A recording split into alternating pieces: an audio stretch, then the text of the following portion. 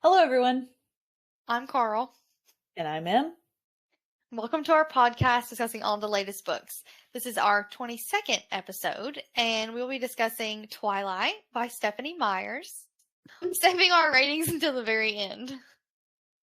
We promise to give you all of our honest opinions on all the characters, chapters, and scenarios. We don't mean any harm to any of the authors. This is solely our opinion. And as always, we promise to Karl them like we read them. Period. So trigger warnings, there are none in the front of the book, which, again, we've talked about this, is like more common, I feel like, nowadays to add them, but we definitely should have added trigger warnings in this book. First off, he's a vampire, so there's obviously going to be references to blood, death, torture, depression, isolation.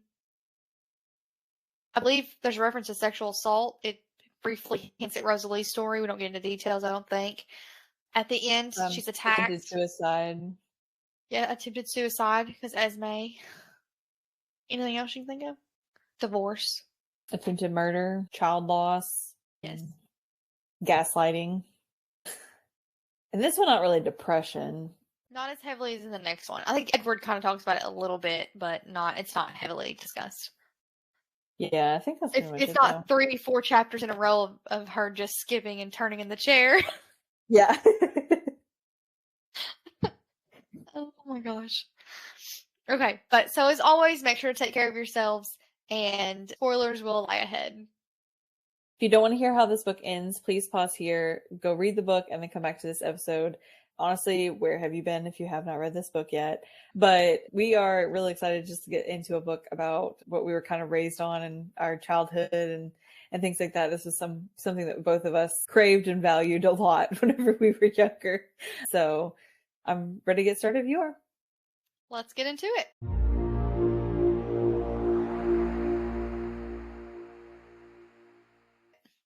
So before we jump into how we're talking about like how our formative years as teenagers involved this book, so just a fair warning that we're probably going to be very excited for these next couple episodes. Like, I legit had a Bella and Edward poster on my wall. Wholehearted, it was almost like a boy band, like how you're obsessed with boy bands. That's how it was for me and Emily. So just a fair warning. Half naked picture of Jacob was always on my wall. Oh, yeah, we should add Emily's a Team Jacob, Carly was Team Edward, so we are rivals of that. Absolutely, we're rivals. He's sparkly. But anyways, so I don't know what else you want me to tell you. I didn't know you disliked him that much. Like, legit? Even, like, in the movie? Yeah. I didn't know that about you. Yeah, I don't hate Jacob. For Bella, I chose Edward. But I don't hate Jacob. I don't hate Taylor Lautner. I didn't like Edward until after Bella changed.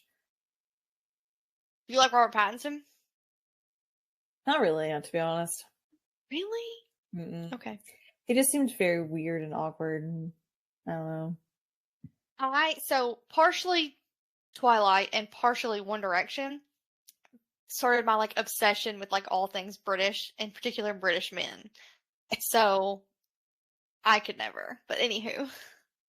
I mean, it's got to start somewhere, I guess. That's a fair point. All right. So to get into the first part of the book, again, we're going to be dividing up our chapters or different parts of the book into summaries, summary, discussion, etc. So to start off, Bella moves back to Forks to live with her father, and upon moving, she becomes fascinated with Edward Cullen. As she tries to navigate making friends, a new school, and a new home dynamic, she realizes Edward is not what he seems. After hearing some old legends from a childhood friend, Jacob, Edward saves her one night as she went into a neighboring town. She begins to understand that maybe those old legends about vampires may not be all that untrue. So I wanted to start off talking actually not about vampires or Edward, but actually talk about the beginning of this book and starting off with Bella and her mother's relationship, and then kind of go into Charlie and Bella's relationship, because I do find it sad, I guess you can say, that Bella has more of a parenting role in both of those relationships and how Mm-hmm. unhealthy, really, honestly, her mom and Bella's was. And honestly, I did not notice that because, I mean, it's been probably 15 years since I read it the last time. So I guess I just did not pay attention to Bella and her mom's relationship as much. And I feel like it's very unhealthy. I mean, she expresses the only reason why she moved was to make her mom happy. You know, she was making sacrifices for her mom to go live out her dreams and, you know, all this kind of stuff. So it just seemed very, very unhealthy and probably not as it should have been, I guess you can say. She talks about taking care of her bills, making sure the bills have gotten paid, and who's she going to call whenever she gets lost. I mean, basically she just was the mother in the relationship, and I feel very sad for her in that aspect because I'm sure that added a lot of stress on her shoulders and unnecessary as a high schooler, especially. Then, as well as with Charlie and Bella's relationship, after she does move in, it is kind of unfortunate she's constantly taking care of her dad, making sure he eats, you know, making sure that he's got, you know, what he needs. And, you know, I think honestly, when she met Edward, that was probably the first time that she was kind of more dependent on somebody rather than independent. And maybe that's what she craved, and that's why it worked for them. I was just going to say, so, okay.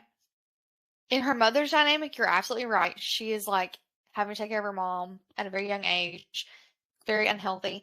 It almost kind of borders on like neglect. With Charlie, I think she falls into that role because such is what she did for her mom. I don't think Charlie Mm-hmm. really expects it. And there's several times he says, like, I can feed myself, kid. Like, go do Yeah. whatever, you know. So, like, I don't see it as much with Charlie, but also he doesn't really know how to parent her because he hasn't been a parent for some time Mm-hmm. now. And when he was, it was like only on the summers or what, you know, so it wasn't really the same. But with Edward, so you and I talked about this too. In the book, he's like a lot more controlling and, you know, he's gaslighting her, things like that that seem like an unhealthy relationship as well. But because she's always been someone who's like had to take care of other people, does she like sort of let those things go because now it's nice to be taken care of? And is that Mm-hmm. almost not the cycle of domestic violence also? Yeah. You know what I mean? Like, isn't that Yeah. crazy to think about? Like, when I read this as a kid, domestic violence never would have crossed my mind. I never would have thought anything bad about this relationship, or even her and her mom's, like, none of that. And now reading it as an adult, I'm like, man, is that what she's been hinting at? And it just went right over my head this entire time. Mm-hmm. Yeah, I agree. There was a lot of this book that I did not, when I read it last, ever think any of this. So it's kind of interesting to see all that. So the other thing is we kind of meet these new group of friends of hers. So it's Jessica, Angela, Lauren, which Lauren is not in the movie, Matt, I can't stand Eric, Lauren. and Tyler. And Mike. Who is Mike, Matt? sorry. It didn't sound right whenever I wrote it out, and I was like, I was thinking of Matt from Vampire Diaries, to be honest. That heifer never dies. I feel like Mike's the same way, though. I feel like he's the annoying dude that never dies either. So we have Jessica, Angela, Lauren, who is not in the movies, and then we have Mike, Eric, and Tyler. And so she kind of becomes all of their friends haphazardly. Really, honestly, Lauren seems to be the only one that's really not a great friend, which I think in the movie, Jessica took on a lot of Lauren's personality traits without that hint of Lauren, because a lot of the comments that she makes in the books, Jessica actually makes in the movies. So I think they try to combine Jessica and Lauren into one person and just make Angela continue to be the sweet, you know, new friend kind of thing. That makes sense. As they are kind of getting to know each other, she joins them at lunch. They have this dramatic scene, which as a freshman in high school was the like coolest scene ever. And, you know, totally thought this was how high school was going to go. You walk in the lunchroom and like everybody turns and looks at you kind of thing. But it's like this awkward scene, honestly, now looking back at it. It is very weird, but all of them are walking inside the Cullens into the lunchroom, and they all dramatically turn and like, who is that? And, starts introducing them. So I'm going to be honest though, in the movie, I don't quite understand how they thought that these kids were seniors and juniors in high school, because they definitely don't look like that at all. Yeah. But on top of all that, they also say that they had moved back from Alaska a few years ago. So I'm imagining them coming in as freshmen, potentially even like 8th grade. And I'm like, there is no way that person would have ever been interpreted as an 8th grader or freshman. Especially in that time period, kids that age were awkward and looked like sketchy as crap. Like, you know what I mean? Oh my gosh. I'd be cool. Yes, and I think like we read it, especially like as like what people our age looked like, you know what I mean? Like we pictured it what we were experiencing. So I can guarantee you that if you saw a picture of me from that era, you would be like, what is wrong with that child? So there definitely wasn't that, like, to me, so you know how in movies and books and whatever else, when you're like these popular kids, these cool kids, like they can pretty much do whatever and you think it's cool, even when they like in Mean Girls when she cuts out the circles in her shirt and everyone does it to follow her, sort of thing. That was kind of what I thought it was trying to set up. But I totally agree with you that there's no way that anybody would have believed that they were 16 years old, 17 years old, especially like Emmett and Rosalie, the first that come to my mind. Jasper and Alice are sort of like, I feel like they could play on like they just look a little older, because especially Jasper, because he's more serious, so sometimes that makes you feel older. But like Alice definitely, I think, could have probably passed for a little bit younger. I don't know about 16, maybe like a senior, maybe 18. Yeah. And Edward like maybe 18. But Rosalie and Emmett were grown. 100%. They look older than I look right now, and I'm 25. Yeah. So like, no, I'm sorry, not happening. Yeah, I was watching it and I was like, she literally is walking through there like she's some kind of supermodel in like 6-inch stiletto heels. And there is no way that you think that this woman is literally 17 years old. No, especially like when you compare, because obviously like the other actors and actresses like Kristen Stewart and Anna Kendrick and stuff like that, like they obviously were older too, we know, and they were playing younger roles, but they could actually pass 17, 18 at that time. Like, they were a little bit more believable. Then when you put them next to Rosalie and you're like, oh, no, ain't no way. Like, and if she was that young, she's had plastic surgery. That's what I would have assumed. Yes. Like, you know what I mean? Like, I would have assumed something crazy. There's literally no way. Well, especially because you know that they look the same and they came a few years ago, and so like 8th, 9th grade, there is no way. Like, and then I'm wondering, do they have like a secret stash of like dorky clothes in the back to try to make them look younger? Like, you know what I mean? Yeah, I don't know.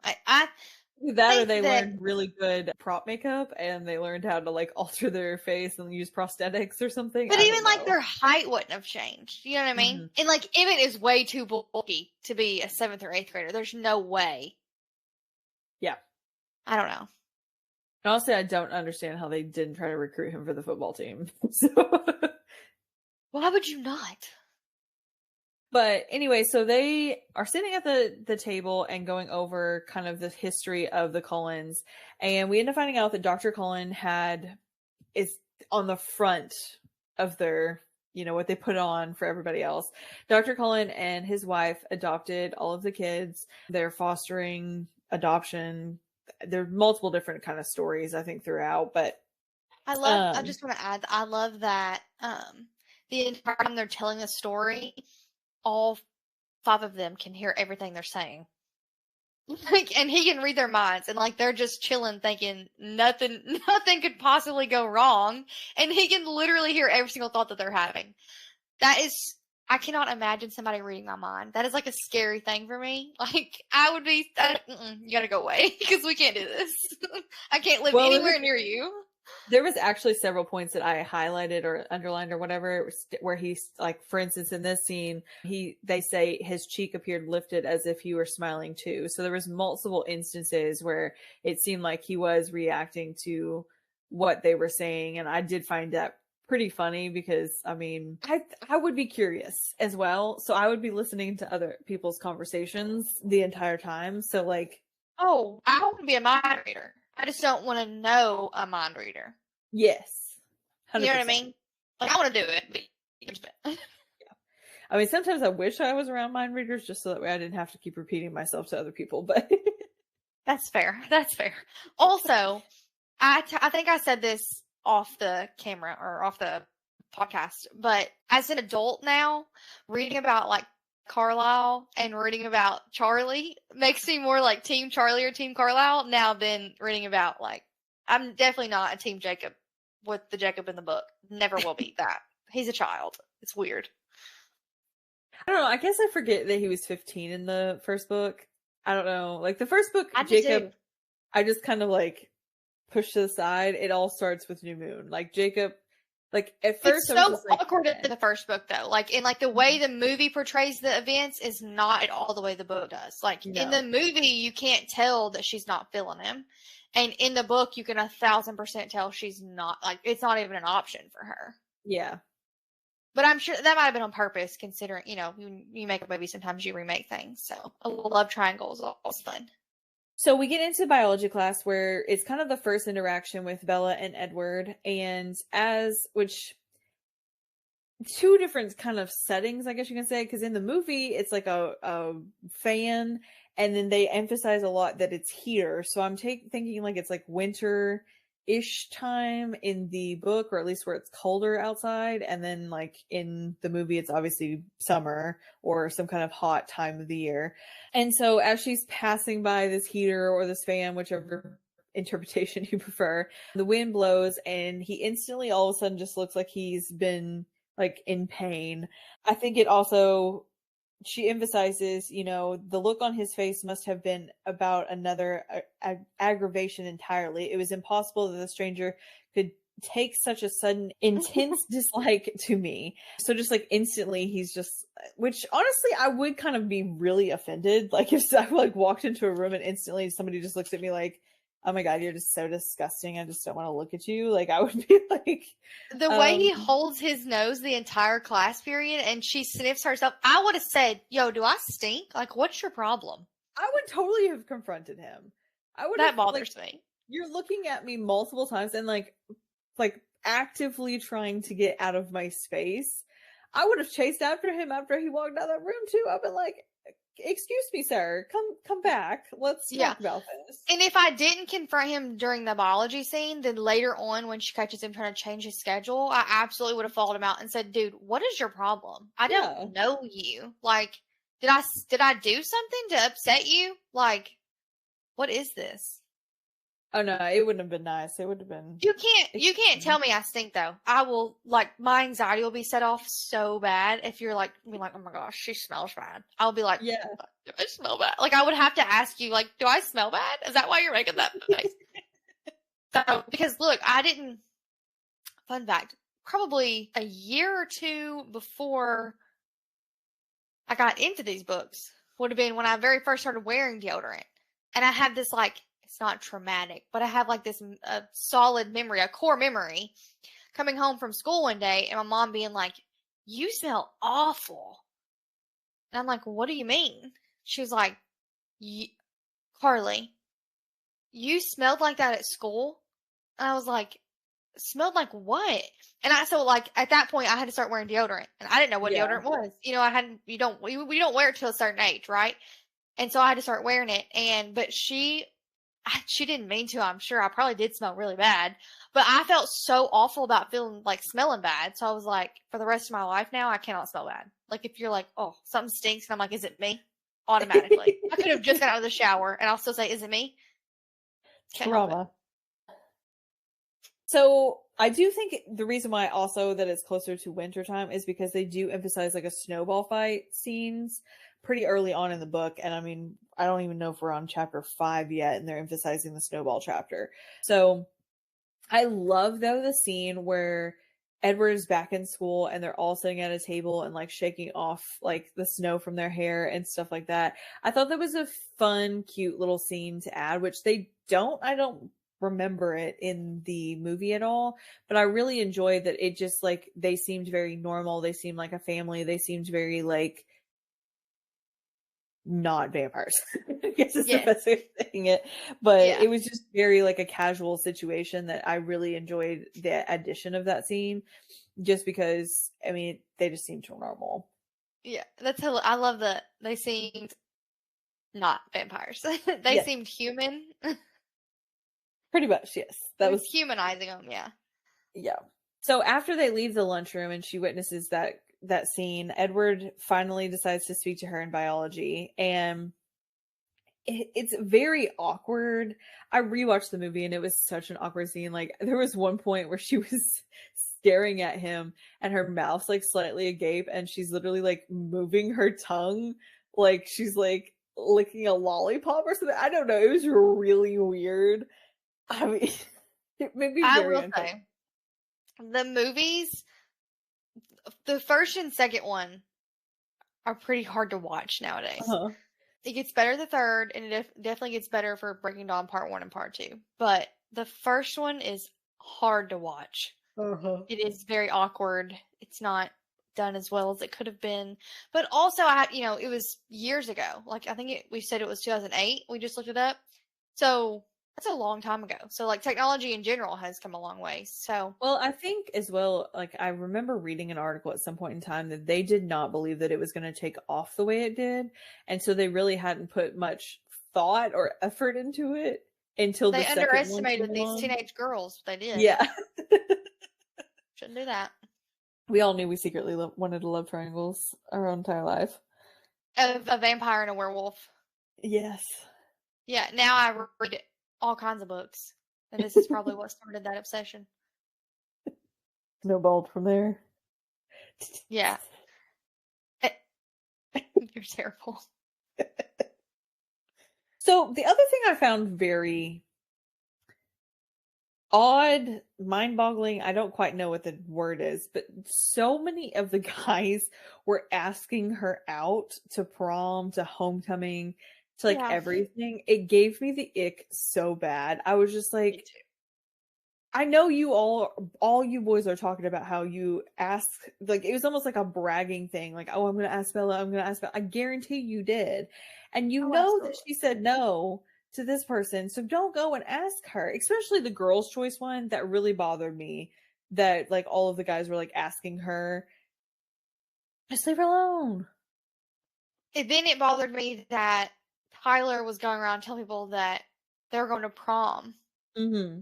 because he said there's always prom. And she was like, yeah. Meaning, like, yeah, there is always prom, but she did not say, yeah, she was going with him.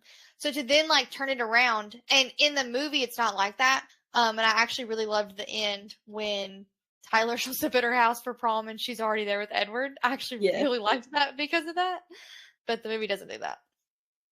I Tyler is actually Tyler in the movie doesn't go after her, does he? I mean, he's the one that hits her with the van, or almost hits her with the van, but he doesn't pursue her. Mike and Eric does a little bit at the beginning, but Mike is the one that pursues her in the mhm, movie, isn't he? yeah. Yeah, that's Yeah. what I thought. Tyler Tyler, honestly, the only scenes I remember him in is the scene where they invite her to La Push and then obviously the vehicle scene, but other than Yes. that, he's kind of a vague memory in Yeah. the other parts. So that is something in the movie that I did like better, like laying off a little bit on that. Yeah. It was just so really overdone. It was just like, okay, well, okay, this we already went through this. I did like, however, this time around, whenever I was reading it, I did pay a bit more attention to Edward's reactions when this was happening, rather than because, to be honest, because we're reading Midnight Sun next, I was paying attention a Hmm. lot more to Edward's behavior. So then, whenever I go to Midnight Sun, I could be like, oh, okay, that's what he was thinking in that moment. Yes. Um, I can't wait to so read it to find out. I emphasize a lot on that, which I mean, the last time I read this, obviously Midnight Sun was not a thing. So obviously I wasn't paying as much attention to Edward's reaction. I was paying attention to Bella, which was in the perspective of, oh my gosh, I'm being asked for the 18th other time. So I think Yeah. I enjoyed those scenes a little bit more just because I was paying attention to Edward's perspective, but it still Yeah. was overdone. Agreed. And I think once I read Edward's perspective, I'll probably like it a little bit more because we will get that jealousy level. But if we just had Bella's perspective, I definitely think it should have been minimized. Agreed. And I think as well, whenever we get into the scene where Tyler almost hits her with the car and then he goes into like gaslighting her, it really honestly takes me off because, I mean, he basically said, you know, she's more observant than he thought she was and all that kind of stuff. And not only that, but how inquisitive she was in things. There was no way she was just going to drop that. So, I mean, I don't know what you thought was going to happen, but honestly, you trying to gaslight her is just going to make it worse. So, Well, it's but like if he had just answered her questions, I think she she kept quiet anyways. But any individual, if you answer and give some sort of realistic answer, they'll kind of drop it. But if you say, no, I'm not going to answer it, it just makes them want to look into it more. So I feel like he was setting himself up for her to be asking others questions or, other things like that that would have exposed them more than trying to play it off. Like, his story didn't make any sense. He wasn't standing beside her. Him though saying, like, whenever he says trust me and she says, okay, will you tell me later, and he agrees, and then when she asks later, he's like, oh, I'm not going to tell you, I don't owe you anything. I was like, bull crap, you promised her to tell her, and then all of a sudden you're trying to gaslight her like you didn't promise her this. I mean, honestly, there was multiple instances of almost like the gaslighting situations that just made me so mad. He was very, I guess in the when I read it, I didn't like him just because I don't know why, I like Jacob's personality and attitude and stuff better. But I'm thinking now, looking back on it, the reason why was because I was catching on to the fact that Edward was so controlling and like gaslighting and stuff like that. Like, it was just, it's so icky now that it's just like, why would you do that? Like, you know that she's not an idiot. You know she's going to keep questioning you. Just tell her the truth, or at least make up a story. Make up some kind of story. Yeah. Like, something. I don't know that we know at this point that she's not an idiot. I don't know that I still don't know today whether she's not an idiot because it goes back and forth. But I mean, he could have said, hey, I guess when you looked at me, I was standing by my car, yeah, but then I started walking across the parking lot towards you because I was going to ask you a question for biology or something, and then I just happened to be there at the perfect time. You know, something like that, I think even would have appeased her entire line of questioning. He didn't even try. You know what he should have done? He should have placed her head where it looked like her head is what dented the car instead of his shoulder, and like told her she hit her head, and he could have just played it off. Well, he did tell her she hit her head. But yeah, but she didn't actually hit her head. I mean, she did a little bit, but she didn't hit her head to the level of having a concussion. He could have just knocked her out. You know what I'm saying? He could have just. Yeah. He just could have not saved her in the first place, to be quite frank. Well, and in the book, though, it's not his shoulder that dents it; it's his hands. So it was both. I thought he caught it and he stopped it on his shoulder. I thought his hands caught the bottom of it to lift it.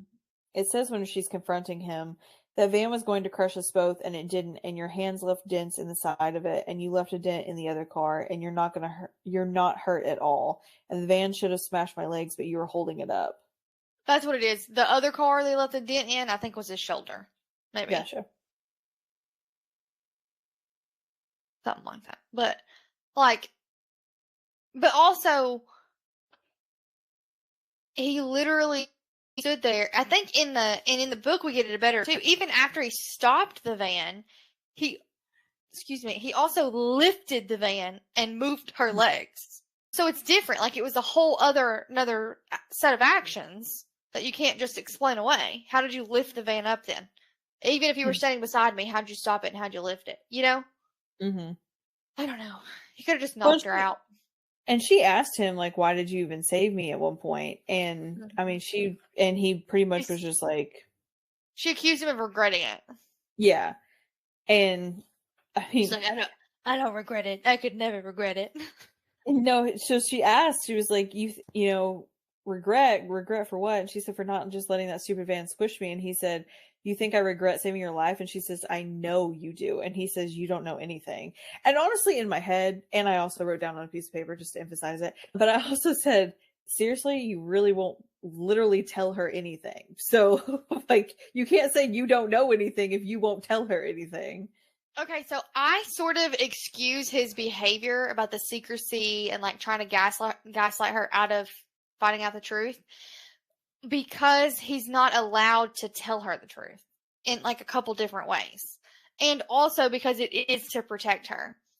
So there were some scenes that I was like, oh, I don't really like that. But also at the same time, I can kind of see why he would do it.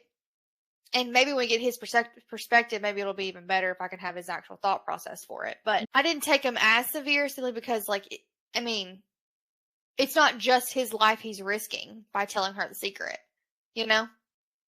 Yeah, I get you. And then also, like, the Volturi, he gets in trouble for telling a human, you know? And then also with the wolves, he gets in trouble for telling a human, you know, those sorts of things. So there's, like, massive repercussions for him just telling her his own secret. So. True. I don't know. See, He could have done some things differently. I will totally admit that. But I don't know that everything was that awful.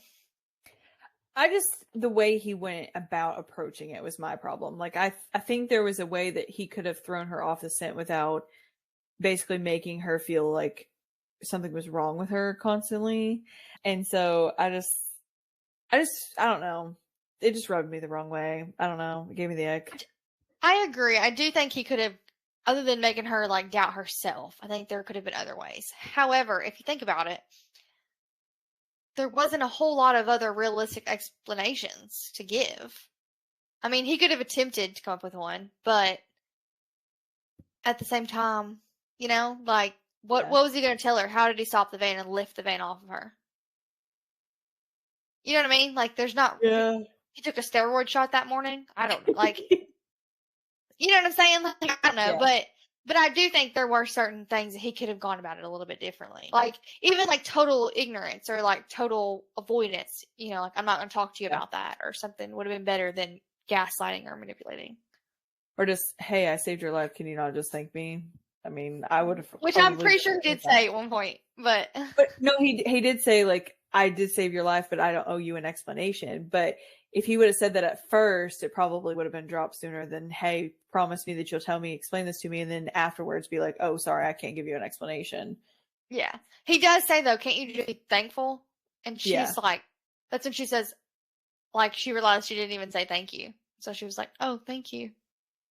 He's like, well, it's too late now. So we also get where Bella asks him as well, you know, do you have multiple personality disorder? Because he changes so much back and forth. Like, he goes from telling her, like, we can't be friends, we shouldn't be friends. And then the next thing you know, he's inviting her to go to like drive her to Seattle to be with her. And that was really weird. That didn't happen in the movie. So I forgot that happened in the book until I reread it. Yeah, it was very whiplash. The part, like in the timeline of where he offered to drive her to Seattle was one of the strangest things to me. Yes. Well, to be honest, the timeline looking back on it was strange in general, because I think you even pointed out to me at some point that she was in love with him by chapter 9. And I mean, very quick. I was thinking it was like the end of the book before they fell in love in my head, I guess. But rereading it, I was like, oh no, we are in love already. Which then makes me think, like, and you and I talked about this before we started this episode, you know, he says at some point that everything about him is meant to bring her in. So then I started doubting, like, is she actually in love with him? Or is it because of his particular set of skills that she just thinks she's in love with him? You know what I mean? Yeah. Yeah. And so, like, it made me, like view everything from a, like, skewed point of view. Like, because she even talks about, like, how Carlisle's voice sounds lovely and Alice's, and, like, she talks about everybody else and how lovely they are too. Like, as it's like romanticizing all of them, not just Edward. So it was interesting to kind of read it from that point of view too. Like, does she really love him? Which obviously, as the books progress, the answer is probably yes. And I talked about too, like, it made me question whether or not Edward actually loved her or whether he was just manipulating her to falling in love with him, sort of thing. Either way, it works because they end up with a baby and everything. So, spoiler alert. But it did kind of come. I kind of looked at it from that point of view for a while to see what it, just a different way to read it, I guess. Yeah. I definitely think that the kind of transition that Bella and Edward make is just rushed. I mean, even like the confirming of him being a vampire, and like I think at one point he asked her like her theories that she currently has as to what he is, and even that is, I think it's like not even 100 pages into the book, and we already have like the theories that is almost like getting close to being broke down of what he is, which It was honestly definitely different in the movie and the book. yes. I didn't feel that it was so in the movie. I do feel like it was rushed because after their biology assignment, which is like, chapter 4 or 5, where he actually starts talking to her, they're just chit-chatting down the hallway like excessively about their lives, and she's spilling all the beans about her relationship with her mom, and it's just like really like a rushed relationship. But whenever we get to the point He's of a like vampire, he's luring her in. true. But when we get to the scene where she actually asked him to be a vampire, I feel like it was a longer out established relationship before that happened. Where in this book, I mean, it kind of goes on where, she asked him like the theories, and then she goes to La Push, and she ends up running into Jacob, and she starts hearing the stories about the legends of like the vampires and stuff like that from his tribe. And so then she goes home, researches it, puts together the dots, and then she decides not to confront him in the book, but in the movie, she decides to confront him after that. And she ends up going to Port Angeles to get a book on vampires in the movie. And in the book, I just think she just wants to go visit a bookstore, but she's basically pushing down the fact that she knows that Amber Edward's a vampire. But in the movie, she actually confronts it when she figures it out, kind of thing. So it made more sense in the movie, kind of the timeline in that aspect. But in the book, she goes to the bookstore, gets another book to confirm a little bit more, and then she gets end up attacked or almost attacked by a group of men, where Edwards ends up coming and saving her. But as they're driving away, and she's asking him different questions and trying to keep his mind off of going and back and attacking them, she asks him, how long have you been 17, and the whole spiel that we normally get in the movie. But even then, it was like an awkward, first of all, you're trapped in a car with a killer that you don't actually know whether or not he's safe or not. And so, I mean, I remember thinking the quote, "Beautiful. This is the skin of a killer, Bella. yeah. I'm a killer." Sorry. I mean, he is. And so you're trapped in a car hours from home, driving back and confronting him about being a vampire, which he's basically told you that he can't tell you anything more about. He also says things like, "I thought about not taking you home." Yes. Like, what would Charlie do if you didn't come home? He says weird, creepy things. That gave me the ick more than anything else in this book. His weird, offhanded comments. Because I'd have been like, try me. Don't take me home. See what happens. I would probably have been like, Threaten me. are you trying to be a serial killer? Do we need to commit you? Listen, there were some comments, though, sometimes. It's like, he wants to literally eat her alive. And I don't know if that's in a fun way or in a bad way. It was hard to tell. I couldn't tell which way we were going. I think it's teeter-tottering at some points, for sure. And she doesn't know either, honestly. True. And honestly, I'm just wondering if that danger just like draws her in even more, like the possibility, but she doesn't seem like somebody that's like, okay, so like this is not what I would classify as a dark romance. If it was a dark romance, I would say she probably has that kink where like being like, fear is like a turn on. But she doesn't that's not what this is. So she doesn't give that vibe. But at the same time, he keeps making those little comments. So I'm like, okay, what are we doing? It almost like it wanted to be kind of smutty, or like maybe they thought that was flirty.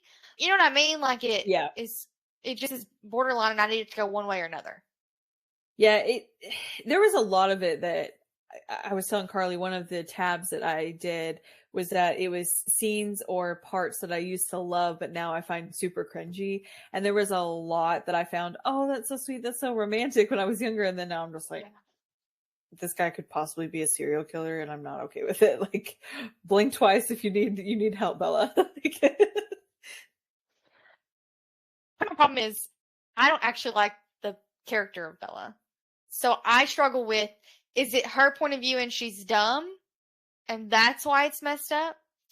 Or is that the way I would also perceive it if it was me? You know what I mean? True. Yeah. Because she's weird. Yeah. She's a little weird. Even in the movies. And poor Kristen Stewart, she played that role way too well. She's a little weird too. And weird not necessarily bad. You know, weird is just weird. It's just weird. But it was kind of hard to like her in the book Mm-hmm. and in the movie, to be quite honest. Mm-hmm. I like her better when she's a vampire. True. Maybe that's because I want to be a vampire, though. Maybe that's what it is. Well, I feel like, though, whenever she becomes a vampire, which, I mean, I know we'll talk about it a little bit more later on, obviously, but Yes, when she spoilers. becomes a vampire, I think it's almost like, you know, a deer being born, or like a baby giraffe. Like, it's like that awkward, like, stage where that weirdness fits because she's not sure what to do. Mm-hmm. So I think That makes that's why it sense. works a little bit better. So to end this first part, there is one of the most iconic quotes that is ever said. So Ever about in this series or ever in the world? ever in this series. Okay. I mean, this was the iconic quote, one of the iconic quotes of my childhood. So about 3 things I was absolutely positive. First, Edward was a vampire. Second, there was a part of him, and I didn't know how potent that part may be, that thirsted for my blood. And third, I was unconditionally and irrevocably in love with him. Bella has decided that she's in love with Edward and wants to know more about being a vampire. She gets closer with Edward and, in his opinion, takes risk in hanging out with him even though her blood is stronger to him than anyone else. They declare their love for each other and agree that they can't stay away from each other for too long. Edward allows Bella to learn his history, and Edward invites Bella to meet his family, where she uncovers more about the creation of Carlisle and the creation of the rest of the Cullen family. During the visit, the family decides to play baseball. We start off with her honestly basically quizzing Edward once she finds out that he is a vampire and he confirms it. She just basically starts asking him questions like, you know, why do you guys, you know, only drink animal blood? You know, why is my Do you eat? yeah, do you eat? Why is my blood, you know, stronger to you than others?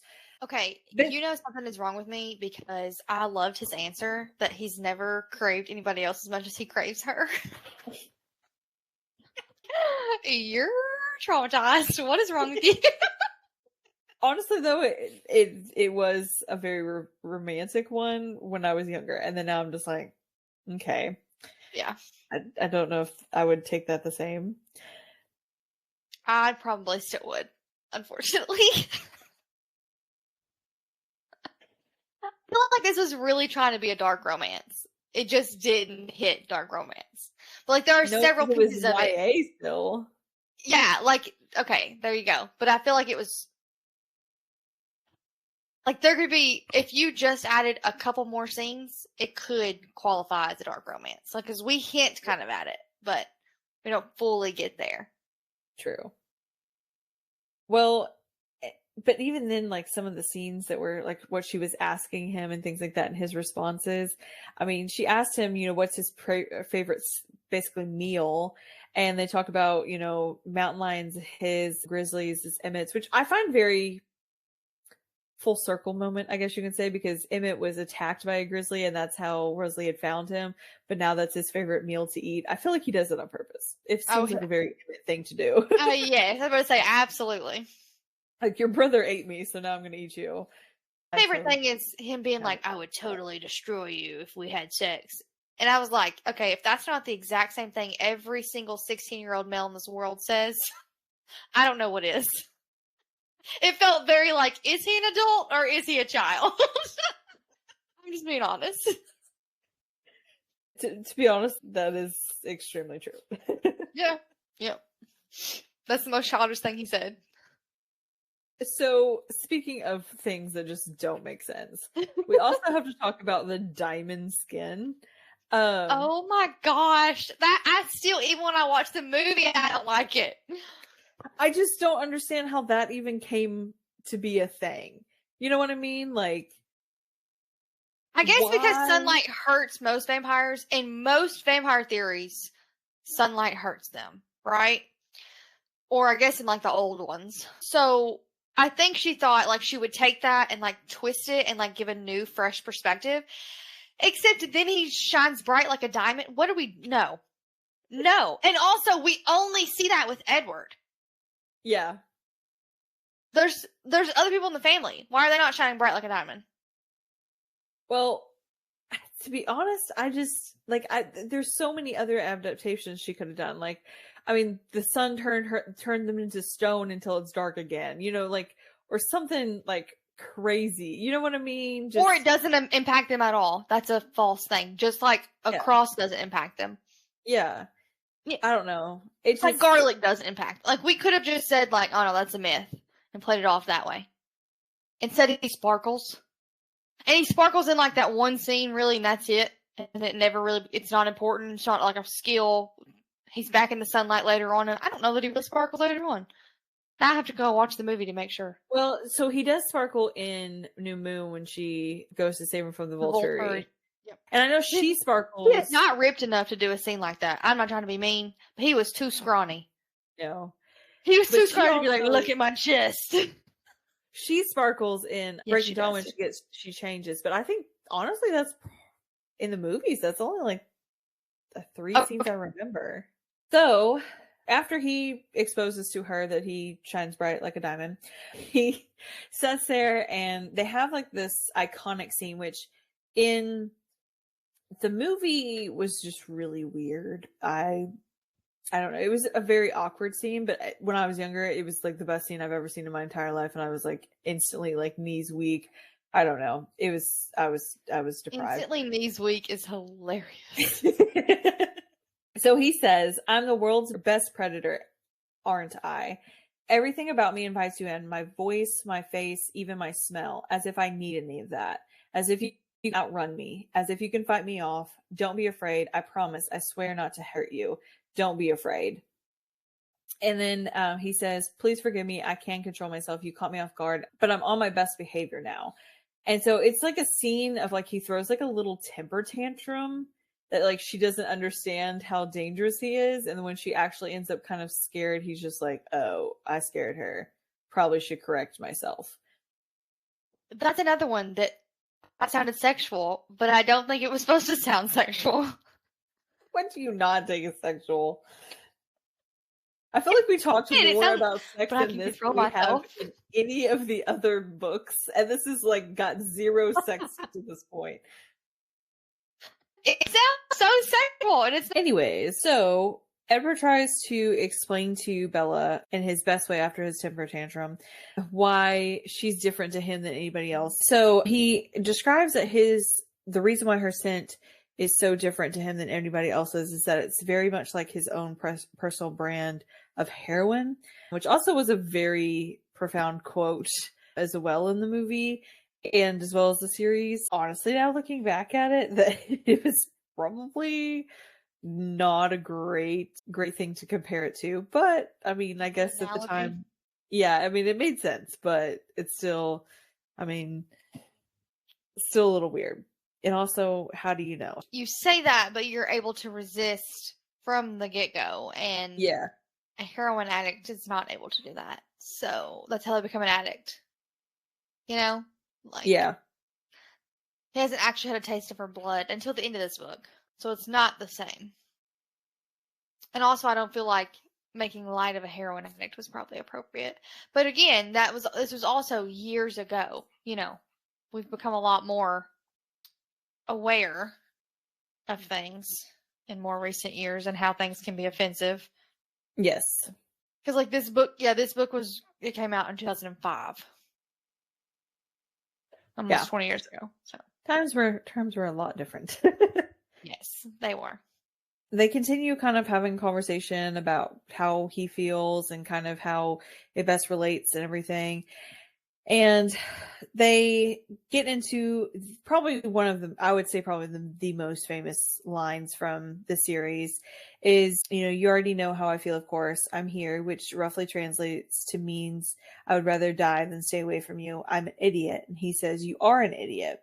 And he says, and so the lion fell in love with the lamb. And she says, what a stupid lamb. And he says, what a sick, masochistic lion. It then is like a very sweet scene, but then like in the movie it just kind of like fades off and like starts going on or whatever. And in the book she starts questioning him about like, why did you run off? What did I do? It was just very insecure moments. It ruined the sweetness in the book of it. But in the movie it was really, really sweet. It just like transitioned nice and had, Bella's lullaby kind of going on in the background. It was like a cute moment, but yeah.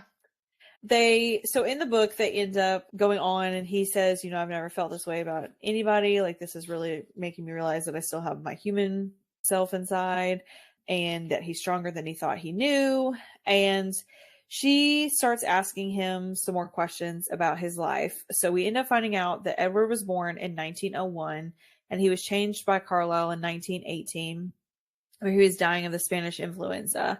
We also end up finding out that Esme was changed shortly afterwards, after Carlo found her from jumping from a cliff after she had lost her child. Rosalie was actually originally made to be Edward's partner, and he never saw her as anything other than a sibling. Rosalie actually is the one that found Emmett and brought Emmett back to Carlisle to change him. He was attacked by a grizzly bear. I did find it weird that they did state that Rosalie kind of compared Emmett's scent to how Edward perceived Bella, but I think he only said that Jasper was the only one that experienced something like that. So it was a little bit. He says that Emmett has experienced it 2 times in his life, and not as severe, he thinks, as Edward does for Bella. But I don't think it was Emmett's scent in general. I think it's because Emmett was literally bleeding out and she was new. So I think the temptation of just all that blood in general was probably why it was like a miracle that she was able to resist. But I actually really love that, and I did not remember that was part of their story. So that was really cool to see, kind of like, where their love story began or whatever. And it's so fun to me. Obviously, he probably got bigger when he became a vampire because they're stronger and everything. They're better, obviously. But anyway, he, like, this big macho guy, and, like, his girl had to carry him 100 miles to save him. Yeah. You know what I mean? Like, I thought that was cute. Well, honestly, though, you know how, like, Bella kind of had some muscles and everything after she transitioned. So I wonder if, like, a lot of that. I mean, honestly, in the movie, and I'm not saying anything against the actor, but he kind of looked like he'd taken steroids. So like it was very much leave like my baby alone. So very much like I feel it could have been one of those cases that it was like over amplified a little bit, which he does later on say that one of the things that he brought into the vampirehood was his strength. So that may have just been a side effect of what he brought. I was gonna say, I think like part of it is like it enhances your strength. So like I think he probably was strong as a human, because it says, I mean, if he's out in the woods and hiking and that sort of stuff, like he probably does have a little bit of muscle, Yeah. Otherwise, it's not often that these little frail creatures are coming across a grizzly bear. It's normally people that are, you know what I mean, like in that sort of environment. Typically, I always picture the guy on TikTok that does the wood cutting. Yes. That's who I picture in that sort of context. So he obviously has some muscles. Excuse me. So I don't think Emmett was as big as a human, but I think he still was more muscular than, what Edward even looks like as a vampire. Poor Rob. So we also end up finding out that we're not quite sure where Alice comes from at this point, and that Jasper actually and Alice found each other while he was living unhappily with another family, and Alice had a vision and came upon the Cullen family and kind of made herself at home, I guess, there. Yeah, I love that though, that like she found him and then she was like, no, I'm going to pluck you out of that unhealthy environment. You're going to go with me. And then she found the Cullens and was like, we're just going to live with y'all. Yeah. I love Alice. I love Alice and Jasper. It's really cool too. Like, we get just part of their story, but like I said to you earlier, I cannot wait till we get further in and we get more of their story. I love Jasper's story. I think, to be honest, Alice was one of my favorite characters. Like, looking back, she was blunt in a way that was kind, but also just like got to the point. Mm-hmm. And like, what was crazy though too is like every person that she came across, that like Bella, for example, she instantly knew they were going to be friends. So she started out like knowing her, like she already had seen their relationship for years, and like she'd already been experienced all that. Where Bella's just kind of like, okay, hi, like nice to meet you, and she's like, oh, we're great friends already, like it's fine. And Yes. I just love the comfortability, I guess is the best way of putting it, that Alice gives to people. Well, and like, so by the end of it, I actually do love Rosalie, and it took us a minute to get there, I will say that. Mm. But I do love Rosalie, and I think like her story, like Esme's story is about, infant loss, and Rosalie's story is about sexual assault. And so we really got to see sort of, common experiences amongst women through those characters. So I liked that we sort of brought that in there somehow, but then we also like made her stronger for it. Mm. And I'll talk more about this later, but I do not like how hateful she is to Bella though at the beginning. Mm-hmm. I don't think that was necessary. I don't Or think it adds justified. anything to the story. I don't think it like the only way that would have made sense to me is if she did like Edward and was mad Mm-hmm. that Edward didn't like her back, sort of thing. But that's not what it is at all. So I would have liked that done maybe a little bit differently. But we can talk about more of that later when it gets explored. I definitely agree. I think one of the scenes they talk about the different things that they bring into their vampirehood, and one of those things that Edward, I believe, says about Rosalie is her attitude is one of the things that she brought over. And he also mentions things like Carlisle brought his compassion, Esme her passionate love, Edward, obviously, he always wanted to know what everybody was thinking. Jasper, managing feelings of those around him. Alice, the future. And Emmett, like we said, the strength. Okay, but like out of all of those, Jasper's is really sad. As a human, he was always trying to manage everyone's emotions around him. As a young person, which tells me like he probably grew up in like an abusive household. And then to find out he became a vampire only to be in another abusive household. Like, so sad. I love Jasper. When they were talking about in this part, and it's, again, I'm sorry, I'm jumping a little bit ahead, but later on when it's talking about whether or not she wants to be on the run with Emmett or Jasper, honey, I know Emmett's big, he's strong, he seems like he could take care of you, but Jasper is literally a trained killer. I'm picking Jasper every day. Well, I think at that Jasper point, she hadn't heard of his story, hadn't heard his story, so. But Edward knows. That may be why he didn't want him around Bella. I'm thinking, let's go. We can go on a run. We'll leave Alice at home.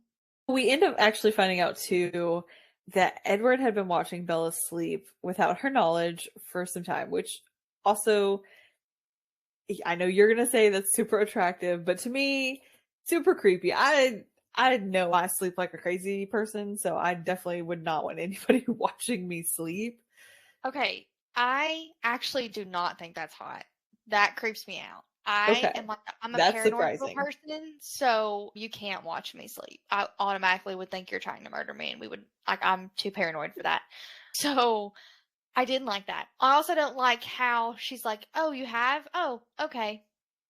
Like, we're not even going to talk about it. We're not even going to set some boundaries, or it was just. I'd say though, like, I thought that even as a teenager, though, like that's always been weird to me. That was one thing that didn't change. I did not see you thinking that, but I'm glad that you're acknowledging that that's weird. I have boundaries. They're just not the same as yours. Honestly, compared to the other boundaries, that's pretty mild in comparison. We also learn that every time that Edward starts kissing Bella, she starts fainting. That was the dumbest thing I've ever read in my entire life. I agree. That's harsh, but I think it was the dumbest thing. Well, the twin was pretty bad. Pretty bad. I just don't understand why that would play any part into the story, to be honest. Like, I don't I don't. And why? Why is she just overcome with emotion? She just stops breathing? Like, Again, it seems sexual. true. I think even Edward, though, in that scene is like, what just happened? What are you Yeah. doing? Even he's But then, like, got the ick. but then afterwards, he's like, "Hey, let's go meet my family." It's just Well, like she a said she was weird, fine. yeah. But I think he said, let's meet my family before that. And then they were kissing. She got lightly fainted. He's like, well, you can't go meet him now. And she's like, yes, I can. He's like, you're literally about to pass out. She's like, no, I'm fine. I think I forgot to breathe. What do you mean you forgot to breathe? Get out of here. Ick. I would really love like you as a commentary, like watching the entire movie and just be like, side note, let's voice over this part here because this is not We good should do that. here. We should do that. I'm hilarious. You know, when you point out you're hilarious, it makes you less hilarious. No. You already laughed at the joke, so it's past.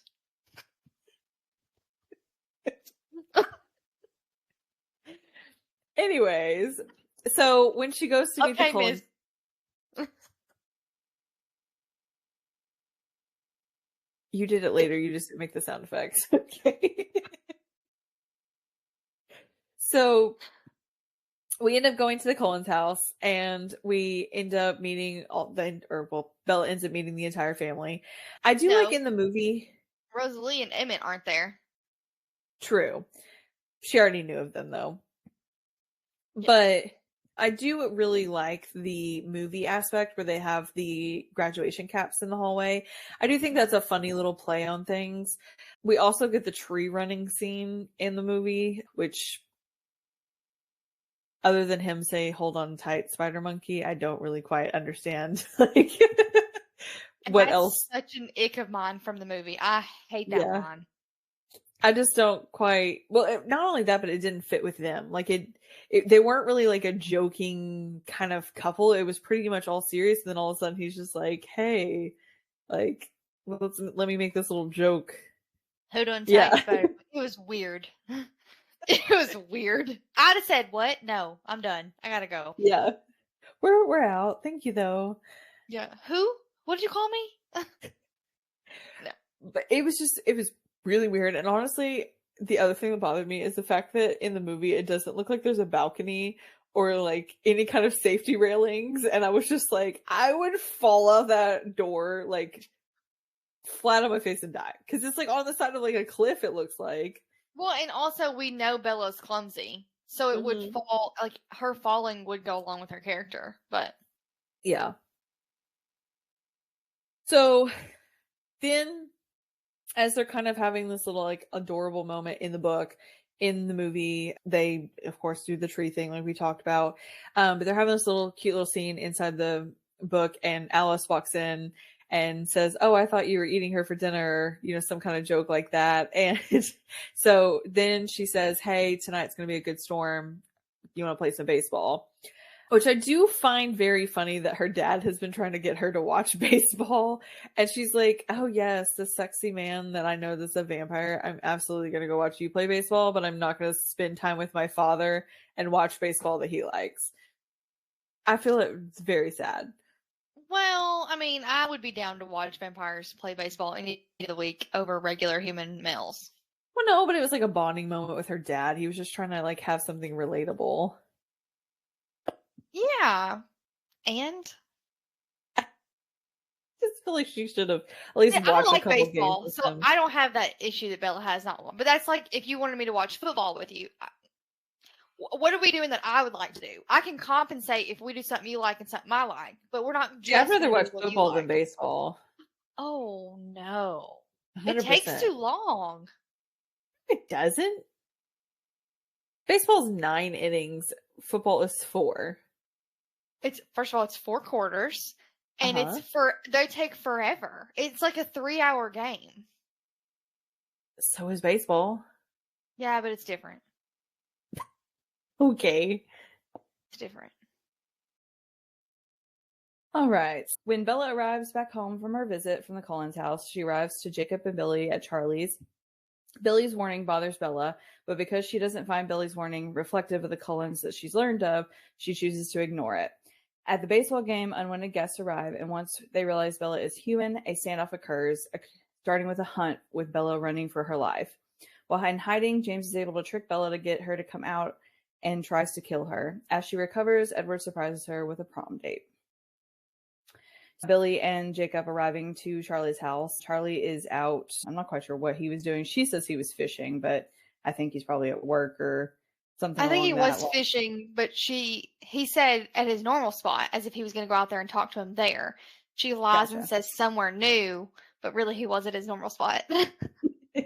Well, and so basically Billy sends Jacob out on this wild goose trot, which I felt really bad for Jacob as well, having to go out to the car in the pouring rain looking for a picture that's not there.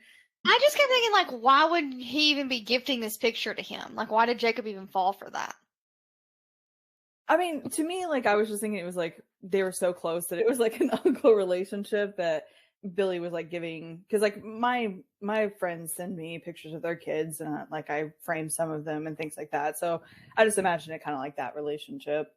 I guess because, like, I feel like that's more of like a girl thing. That's what I thought. Because I don't know. And yeah, I don't know. It was weird to me. Especially like a big old framed one. Like a little school picture on a wallet for a guy, like maybe. But like a big old framed school picture of Rachel, I don't know. And she's adult now. Well, I don't know. Bella emphasized that there were still pictures of her and the Charlie and Renee's wedding on the wall and like different stuff like that. So he just may be like a extremely sentimental. I don't think he ever took them down. Well, that too. He added the new ones of Bella, but the other ones I just don't think he ever took down.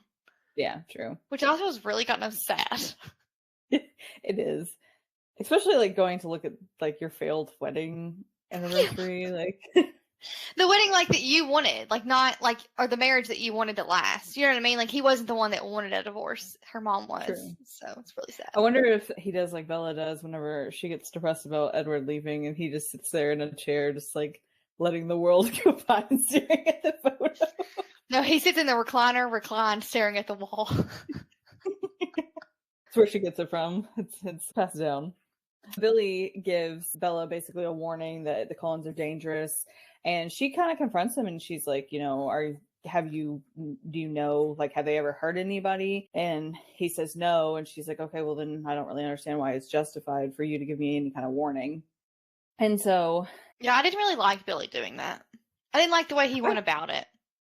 I'm gonna be honest, I kind of didn't like Billy a lot more from the book than I did from the movie. Like the movie, he seemed like just this, like, you know, I don't know, well-presented person that kind of was just like, hey, just, you know, there's old legends that are here that are kind of like, you know, just a warning.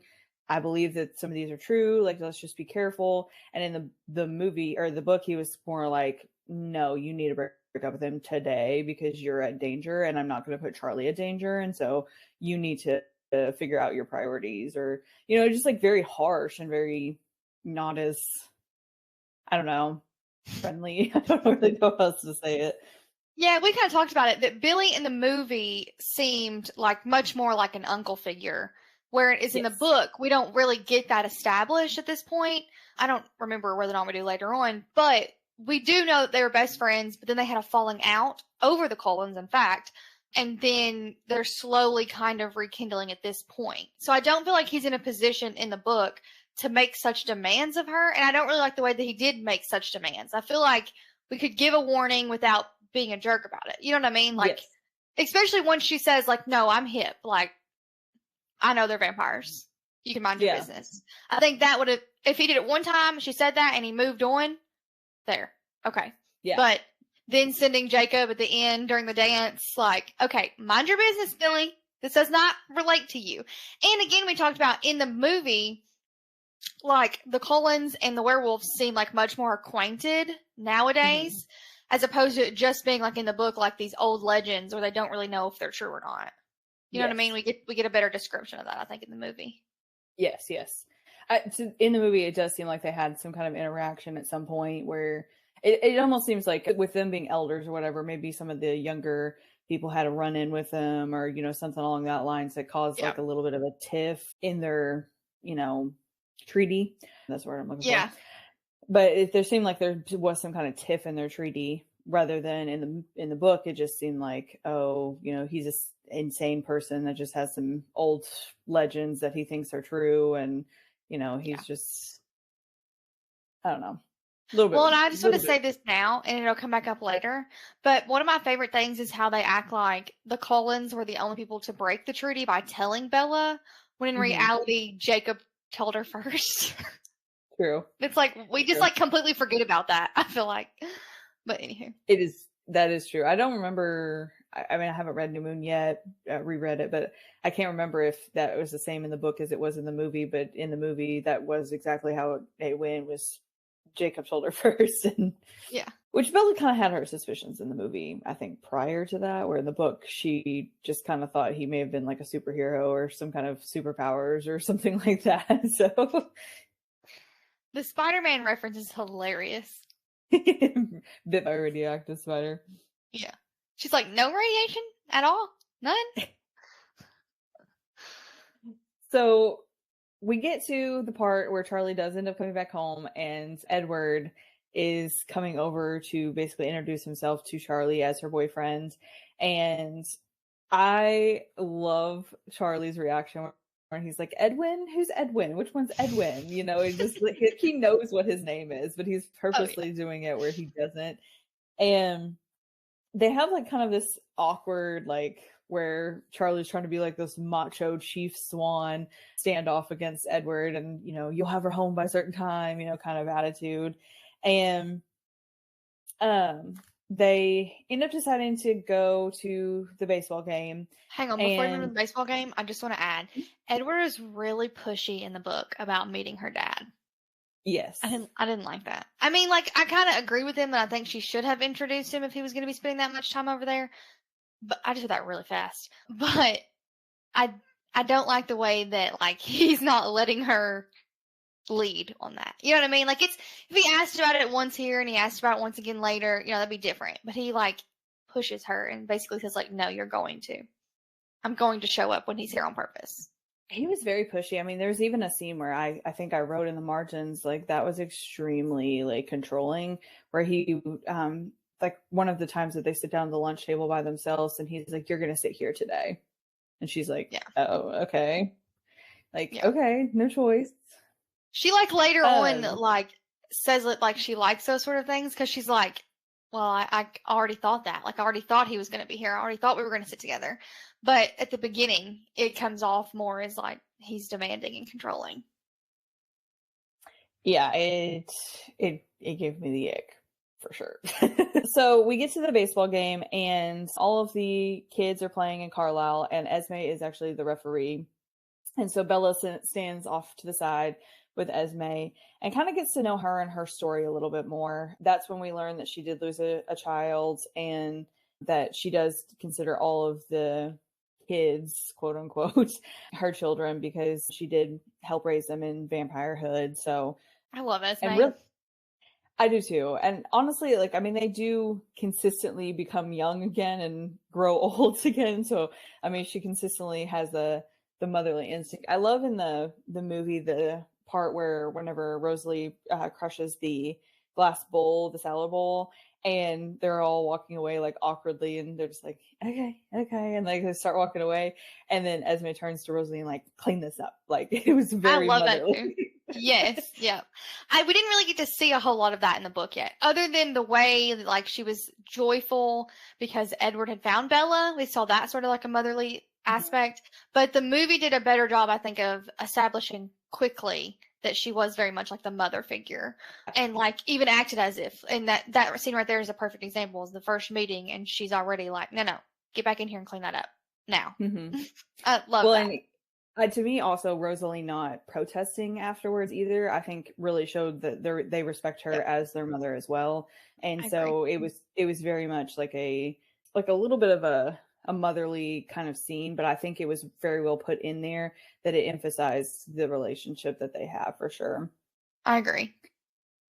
And while they're at the baseball game and bonding, Alice has a vision that the kind of nomads, I guess is the best way of referring to them as, were wandering nearby, and they heard their game of baseball, so they decided to come check it out. And so Edward instantly is trying to get Bella away, and Bella, it's too late. There's no way they're going to get back to the Jeep and outrun these I gotta people. ask your thoughts.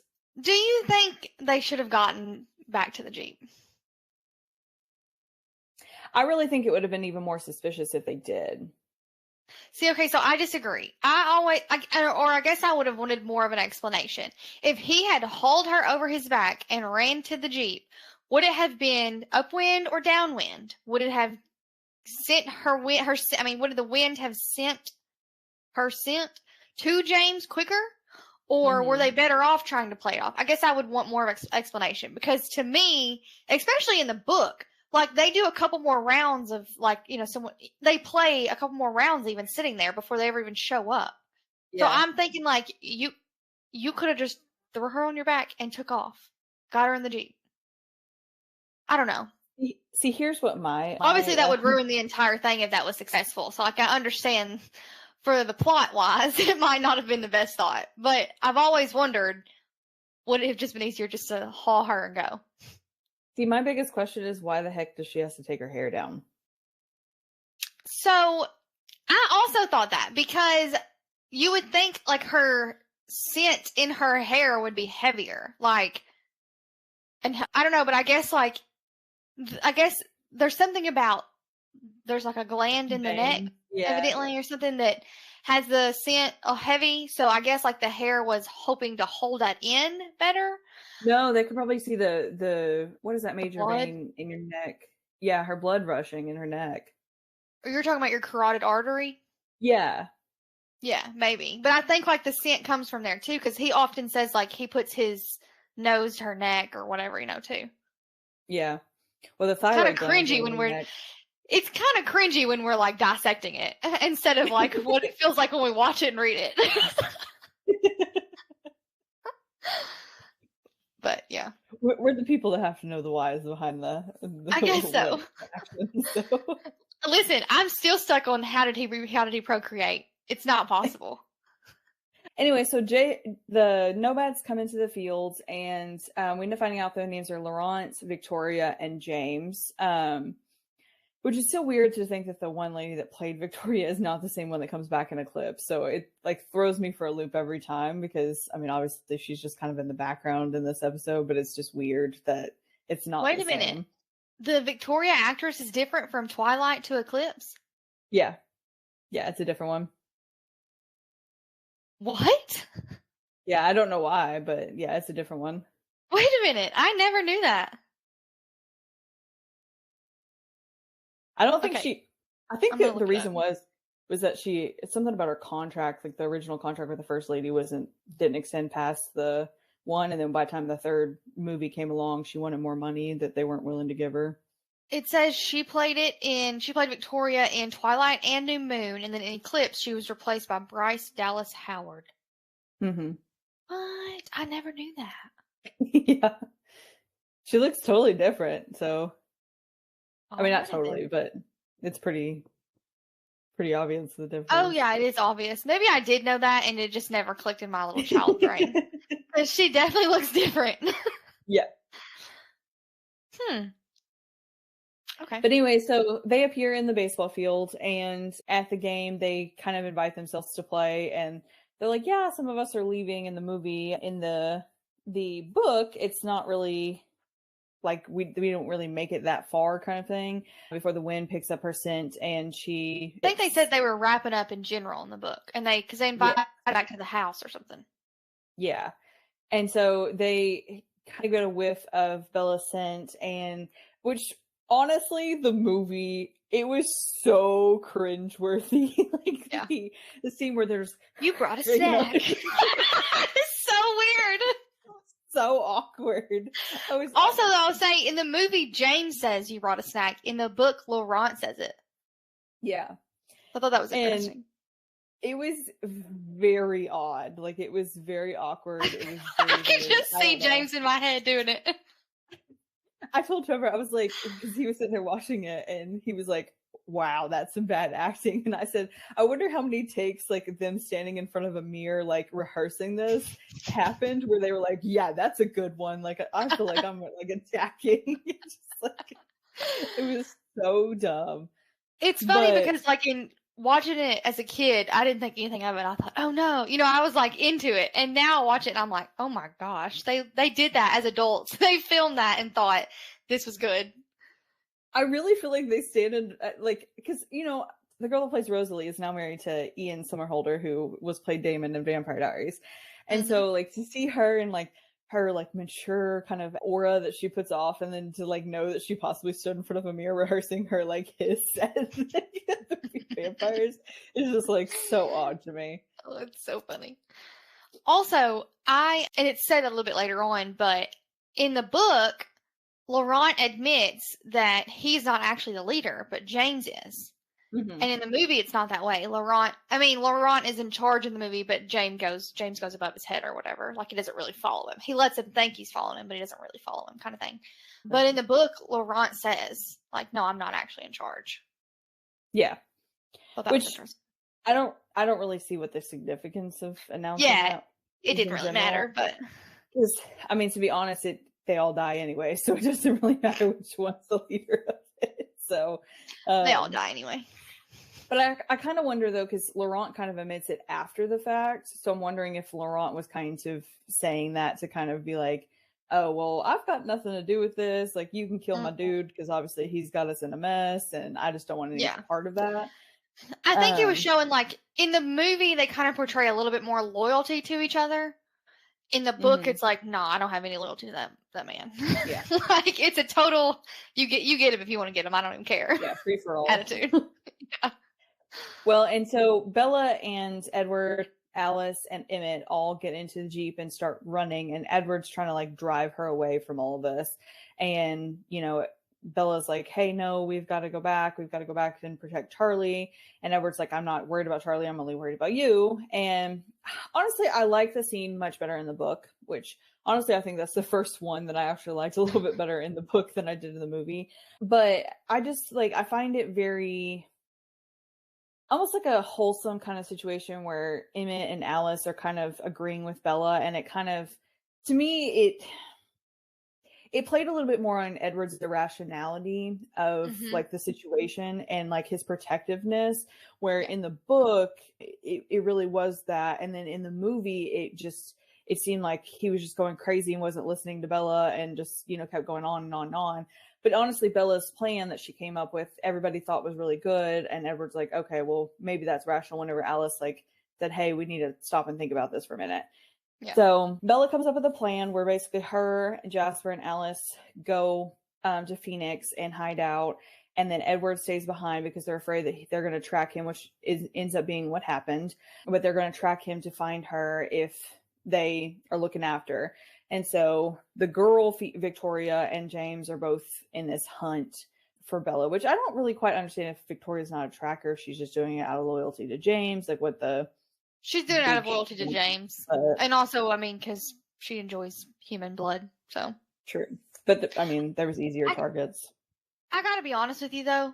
I really wish they would have just fought on the baseball field. Like, let's just fight, kill them, get it over with. You literally had them outnumbered. And we learn later on that, like, they're all fairly skilled in combat, too. Like, Alice and Jasper are both trained in combat. Edward is faster, so he has an advantage in combat. You know what I mean? Like, those sort of things that not only did you have them outnumbered, but you could have just took them. You had them 2-1. So here's my thought with that. I think also that should have happened because I also paid attention, at least in the movies. I don't remember in the book whether or not it was, but I paid attention in the movie where their eyes were not red, like blood red, like they've just freshly ate. It was more so black with a ring of red. So my thought is okay, so they're starving. And so they're more weaker, and you guys probably much have on a consistent schedule of eating. So I feel like they probably could have taken them and actually got it. But I also think that at that point they could have been, because Victoria ends up starving her, clan whenever they come. And so a lot of them start being irrational because they're so hungry. So I guess it would be a risk in that aspect if they're not sure what they would do and Bella would basically be a distraction for them as well, trying to protect her, you know, kind of situation. I think they're way more prepared whenever they come into Victoria's battle or into battle with the Volturi's. A lot better. Wholeheartedly agree. I mean, it was literally 7-3. True. You could have, literally one of you could have stood over there with Bella, and two still each could have had them taken on. True. So, and like in the movie, well, we Laurent actually probably would have ran for the hills anyway, so it would have really been probably, yeah. Then it would have yeah. been even easier. Then you could have done 3-on-1. Like, I feel like we could have wrapped this up real quick. And not even got an eclipse. And yeah, not even had the entire end plot of this book, or the end New Moon when Laurent comes back and the wolves get him, or a Victorian eclipse. We could have just wrapped it up and then picked something else to be I don't know. But I get how it would destroy the entire rest of the series, but still. Especially on Jacob's possible chances. So. Yeah. True. It would have crushed the love triangle pretty quickly as well. Which I would have also enjoyed. I would not have, but I hate love triangles.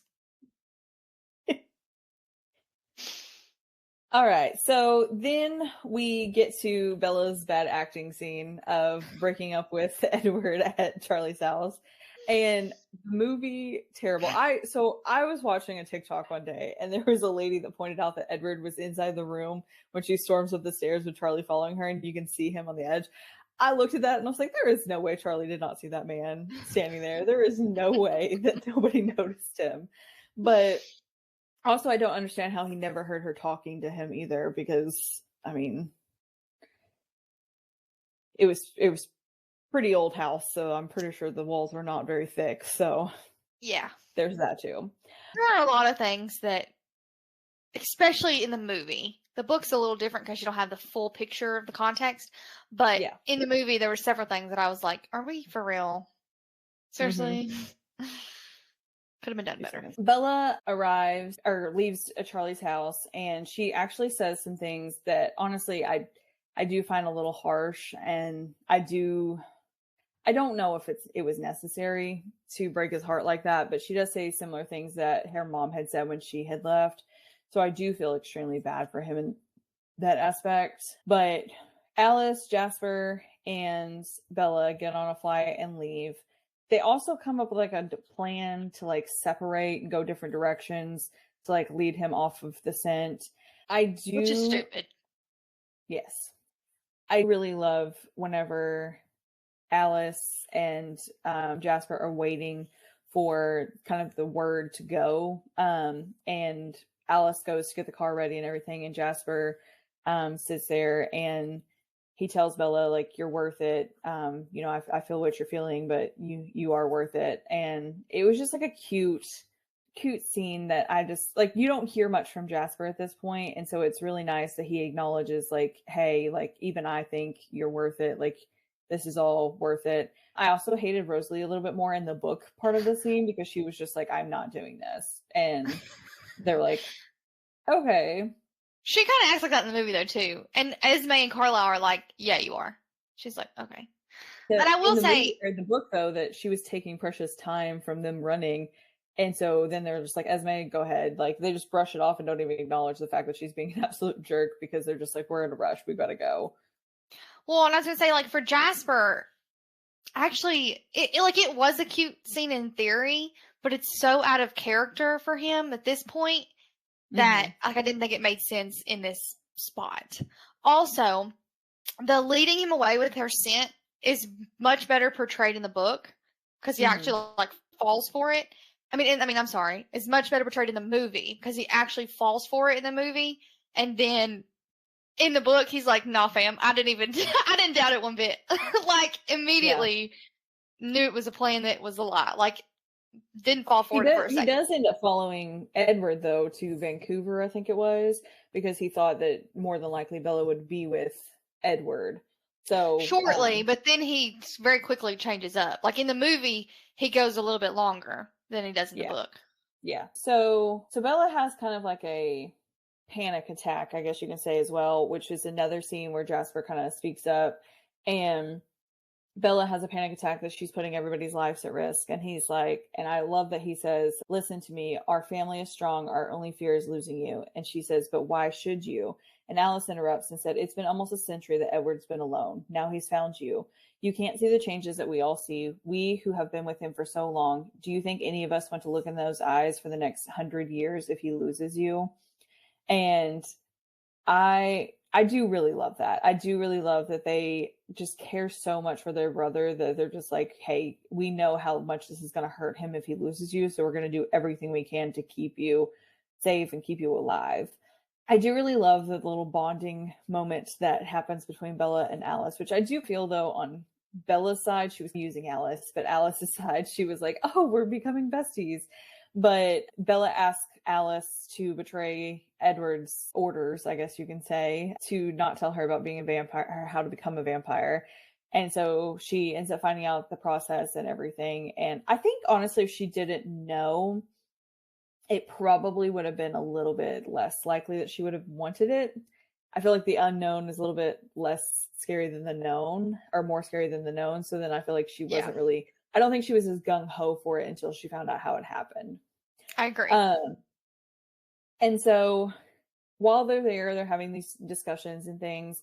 Alice begins having visions of James's movement, and she ends up drawing like a ballet studio in her mom's house. So they end up finding out that he is in Phoenix. And so Alice gets a hold of Edward and lets him know.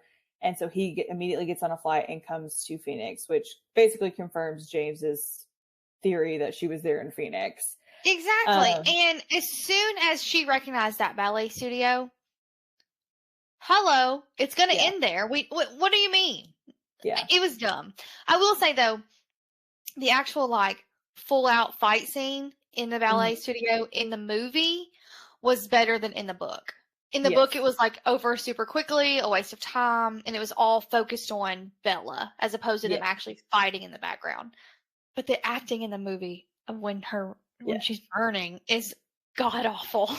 Yes, it's terrible. Honestly, the whole scene, whenever, especially when it's just Bella and James, was just terrible. It's bad. I don't know. Like, honestly though, to be honest, I don't know if I could see anybody else as playing those characters.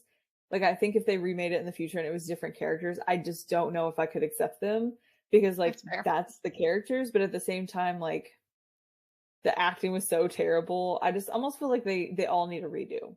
They all need like a fresh, like, they need to come back and replay those characters again for them just to like all get the reset. Maybe make it a little bit like older, like they did with It Ends With Us or something like that, like an older scenario. Maybe. I can tell you though that it does at least get better. Like, by the time we get to Breaking Dawn, like, the acting gets a little bit better. It's not Oscar-worthy acting, but it does get better from Twilight. Even Eclipse, I would say. I started in Eclipse is the first one that's less cringy. Twilight and New Moon are pretty rough. To be honest though, I do have to disagree just on Jacob's behalf, because in New Moon, I do feel like he had, even though he was one of the younger people on the cast, I do feel like Taylor Lautner had better, like, it seemed natural, like he was just playing, like Part of it is because he's just always shirtless. It's just so nice to look at. Well, even though his like scenes with Bella, like, she was really odd and awkward, and he didn't take that and was like, oh, I'm going to be awkward too. It was more like he was comfortable in the role he was playing, where the rest of them all seemed very uncomfortable with that role, which maybe because he was comfortable being shirtless, but still, he didn't seem as like awkward by the awkwardness of the dialogue and stuff. Yeah, I would agree. So Bella ends up getting away from Alice and Jasper, which honestly, both movie and book, I don't see it happening. I mean, Alice and Jasper how did Alice not see it happening? I mean, I don't know. That's what I don't understand. Both of them are just very, very much like, and let me ask this. In the movie, doesn't Alice say that she could see something coming, but she didn't know it was Bella? So, like, she also can't see Bella? But in the book, she could see Bella, right? So I know she couldn't see Bella when she was around Jacob. And that's why a lot of her future was unknown, because she was with Jacob, and so it like blacked out her future. Maybe Based on that's her what I'm thinking of then. around Okay. Jacob. Because I knew there were parts where Alice would say like she couldn't see, but I couldn't remember what extent it was in the movie. Yeah, I had that same thought, but I'm pretty confident it was just when she was around Jacob that was the case, because based off of her decision she made around Jacob was whenever because I think it's in New Moon, whenever Bella kind of starts thinking, oh, since Edward's left me, maybe Jacob's an opportunity, and so Alice stopped seeing her future because she had decided she possibly would want to be with Jacob. And so that's whenever she tells Edward that she's died, because she thought that she died since she can't see her future anymore. It's the specific scene where she decides to jump off the cliff, but then Alice didn't see Jacob save her, so she thought she died in the water. Yep. Yeah. That's what it is. Yeah, I do remember that perfectly now. Yep. So when she arrives at the ballet studio, again, like we said, bad acting. And so James ended up had lied and used a video of her mom and her, which I also want to input. How would she not know what that is? I don't know. And like your mom's voice is like 20 years older, like now. Like I feel like her mom sounds a little bit different. Yeah. I don't feel like my mom sounds the same as what she did whenever she was, younger and stuff. So no. Yeah. And I would have watched that video. I would have watched my ballet video a million times to know what that was. It's just weird. Yeah. Yeah. And not only that, but all she's saying is just Bella, Bella, Bella, Bella. Yeah. And she's saying it, and she's not saying it like in a pure panic, like she's scared to death. She says it kind of like a Bella, like, where are you, Bella? But she doesn't say it in like a Bella, Bella. You know what I mean? Like, I don't know how to say it without acting it out. But like, it doesn't have that, there's a vampire trying to kill me, where are you at tone. Yeah. Or I've been kidnapped and don't know where I'm at. Yeah. Know. It was just like, where are you? I also want to input, though, before we move further with that, is that Bella also leaves a letter for Jacob, or not Jacob. Bella also leaves a letter for Edward, and it was really weird. And it was not like really confessing her love, to be honest. It was more like, forgive Alice and Jasper, they weren't in on this, and then like don't come after him. Like, you would think like a final letter would have more context. It was also weird because she like hinted almost like Alice understood that she was running away, and that's why she gave her the letter, and she knew that's where the letter was going. But then Alice also didn't see her run away. I don't know. It was weird. It didn't make sense. And also in the book, she gets away at an airport because she goes out the opposite bathroom. Super, super odd. But then at the vampires. Movie, and you're telling me she outran them? Yeah, and then in the movie, she like goes out a back door of a hotel while they're standing at the front counter. I don't know. Yeah. The movie, honestly, I think was less likely, because they're standing at the counter and you can see Bella coming like out of the stairway, and you literally, if they were paying any attention to their surroundings, which if they're on the run, they're going to be, they would have noticed a woman taking off running down a hallway. Well, when you were well, whatever I just said. So when you first and when you first watch Twilight or read Twilight and you haven't seen the rest of it, you don't know what you know about Jasper. Yes. Once you learn later on that Jasper is like this elite warrior, so much so that like he taught all the other warriors, I'm pretty sure he would have seen her escaping. Like, it doesn't make sense. Yeah. I also like when they get to the scene where they end up killing James, like it was super weird too. I mean, like you said, really bad acting on Bella's part with the venom, but we end up having where Edward sucks the venom out of her to be able to save her from being transformed into a vampire. It was so weird. Okay, but also I do like in the movie when they light him on fire finally and like he's dead, I was like, you got him. I was cheering. But like now watching it, I'm like, okay, really? Like it wasn't that complicated. There's four of you. You can tell it's some kind of mannequin or something. It is so bad. Yeah. Oh, that was funny. Also, I love in the movie, it's like very brief that like Alice is also struggling with the amount of blood. In the book's a little bit more detailed into it. Again, it's not a massive amount. It's not a major part of the scene, but it is detailed a little bit more. More in the movie, it's almost kind of hinted at, very brief and over. But it makes sense that she would be struggling with that amount of blood. It kind of puts it in the book. It kind of puts into context how much blood she's really losing, I think. Yes. I also want to emphasize that once she wakes up and, she's got broken ribs, broken legs, a crack in her skull, I think it was, bruises covering her skin. He messed her up. But like in the movie, it wasn't that severe, to be honest. It was just like he threw her a couple times and she was down. Her broke leg was like the main thing. Her broken leg, yeah, which was the main injury for the movie. Yeah, and he snapped that himself. Yeah, and in the book it was just like he like full on like beat her up, like I don't know, but then so when she wakes up, she finds Edward there in her room, and so she ends up asking Edward, don't I taste as good as I smell, which was real awkward and cringeworthy as well. Like, let's have a discussion about my blood that you're trying not to drink right now. Like, let's have like, detail to remind you of how good I taste. And he even says, even better than I imagined. And then she apologizes for her blood. It sounds so sexual. And I'm like, it is so weird. So weird. Oh, it's weird. But then another weird scene is that she's sitting there and he goes to kiss her and she like stops, her heartbeat stops or whatever.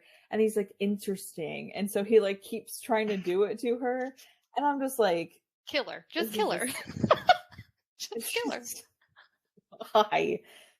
I don't know. It was weird. I agree. Weird. And so her mom ends up coming back and they have like this weird interaction with him still in the room, which the movie again was super awkward, super weird, super uncomfortable. Where she's like, he's pretending to be sorry. Where he says she's pretending to be asleep but he cracks a smile. Yeah. What? And then when she like moves and she like gasps in pain or whatever and he like opens his eyes and then she's like, I'm okay. And then he like closes his eyes. Like, okay. What's worse, it's bad because it's not bad acting, because that's actually how it's written in the book. Yeah. Like, it's not like they just portrayed the scene horribly in the movie. That is the exact way it's written. Yes. It's just bad. Still awkward and cringeworthy. Yes, absolutely. So then Edward swears in the hospital room that, as long as it was safe for Bella, he would stick around, which instantly pretty much lies. Yeah. Instantly pretty much we already know what's going to happen in book 2. So we then get to kind of like the scene where Bella thinks Alice is like fixing her up and like putting on makeup and stuff and nice dress on her, and she just thinks that she even says like something like she thought it was going to be like a ceremony of her being changed or something like that, and that's why Alice was doing all that. Which is ironic because they actually do that in Breaking Dawn, which in the movie, because I haven't read the book in a while, but in the movie they do clean her up, dress her up, brush her hair while she's being changed. Yeah, but it was more so like just so whenever she wakes up, she didn't look like she did, like, and dying. But they put her in a nice dress instead of just putting her in a t-shirt and shorts or something. You know what I mean? Like they. Yeah. Yeah, it's weird. And it just, I don't know. And not only that, but after hearing how Rosalie and Esme and Edward and everybody else was changed, there was never a mention of some kind of special ceremony. So I don't know why she thought that was the case.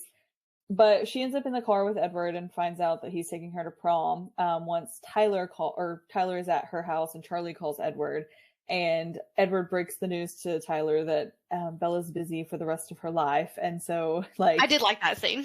There will be no more dating. You can go home, Tyler. Yeah. And so then Bella kind of has like a little bit of a panic attack about going to prom, but they end up having this like sweet moment and dancing. I do love it in the movie. Just like they go under the gazebo and it's like a nice little like fade off, kind of moment. I love her. I love him putting her on her. Okay. I love that he puts, like, lifts her up and puts her feet on top of his so he can just Yes. dance her around like a mannequin. Yes. But it was really sweet because he knows how bad at dancing she is. So it was well, and she sweet. had a boot on too. So then Jacob ends up showing up with Billy's request to try to get her to break up with Edward for one last time. And basically she breaks it to him that, which I honestly, I liked it better in the book than I did the movie with that scene, because in the book, it was just like Jacob, like, hey, I'm just here because I'm going to get some free car parts. And I kind of just wanted to see you. Like, I know this is a crazy request, but in the movie, he seems very angry that she's not listening to him and not taking his warning. In the book, he's much more ignorant about them at the beginning. Yes. Than the movie really portrayed. I mean, he kind of jokes about it, but in the book, he very clearly says, like, no, I don't believe that at all. Yeah. But in the movie, you can't really tell that. But I do like that little sweet moment that they got to have. And then she goes back to Edward and she ends up saying, I was hoping you were changing your mind. And I do like, on Edward's part, the fact that he doesn't want to change her because he wants her to have some human moments, because he didn't get to have some of those human moments as well as the other ones. And they all seem to kind of regret that a little bit or wish they had that kind of thing. So I do respect him a lot for that, but I do too. Even watching it as a kid, I still was like, how sweet is that? Even though, like, I wanted him to change Bella because I want it to be Bella. But like in reality, like, it was also really sweet that he wasn't just like, oh yeah, I'll just change you. No big deal. Yeah. He was like, no, you need to think of the consequences. And like in Twilight, it's a hard no. In New Moon, it's still kind of a hard no. Once we hit Eclipse is where he's like, okay, if you're serious, this is all, we're going to do all these things first before we ever get to that stage or whatever, Mm-hmm. But I did appreciate that. You wouldn't think a vampire would be sweet about it. You would think they would just be like, yeah, I'll just change you. Sure. Cool. Whatever. True. We'll both be 17 forever.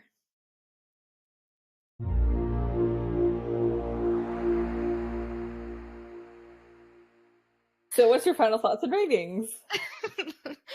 Okay.